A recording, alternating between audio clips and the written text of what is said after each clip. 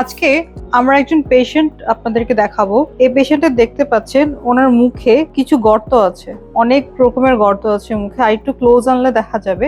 So এই জন্য ওনার আমরা একটা লেজার করব। লেজার করার আগে অবশ্যই আমার নিজেরও একটা চশমা পড়তে হবে আমার নিজের সেফটির জন্য, এবং পেশেন্টকেও পড়াতে হবে। পেশেন্টের যেন ডাবল সেফটি থাকে, এজন্য ওনার চোখে গজ দেওয়া হয়েছে। এবার আসি লেজারে। লেজারের ক্ষেত্রে ওনার স্কিন টাইপ এবং গর্তের ধরন অনুযায়ী আমরা এই লেজার মেশিনটার মধ্যে পাওয়ার, ডিউরেশন, ফ্রিকোয়েন্সি, ডিস্টেন্স এবং কতবার রিপিট করবে ভাবে দেওয়া হবে, এবং বিভিন্ন শেপেও দেওয়া যেতে পারে। এখন আমরা ওনার জন্য সেট করে নিলাম অর্ডারলি ম্যানারে। ডিউরেশন আমরা আর একটু বেশি রাখবো ওনার ক্ষেত্রে, যেহেতু গর্ত একটু বেশি আছে, এবং আমরা রিপিট আর ওভারল্যাপিংটা একটু বেশি রাখবো। এবার আমরা ওনার লেজার শুরু করবো। এই লেজারের থ্রুতে ওনার মুখের যে গর্তগুলো আছে ওগুলো আস্তে আস্তে সরে যাবে।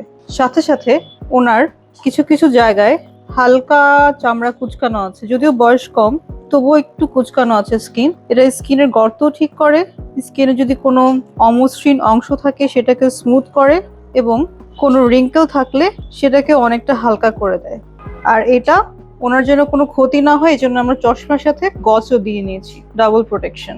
এখন ওনার লেজারটা প্রায় শেষের দিকে, তো আমরা খুব সাবধানে এটা শেষ করলাম। এবার এটার পরে কিছু নির্দেশনা আছে। উনি কিন্তু সাথে সাথে রোদে যেতে পারবে না, ওনাকে কিছুক্ষণ ওয়েট করতে হবে, এবং ওনাকে আমরা সানস্ক্রিন অ্যাপ্লাই করে দেব।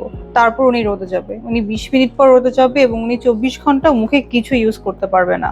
এভাবে এটা ডাউন টাইম অর্থাৎ 7-8 দিনের মধ্যে এটার রেজাল্টটা দেখা যাবে।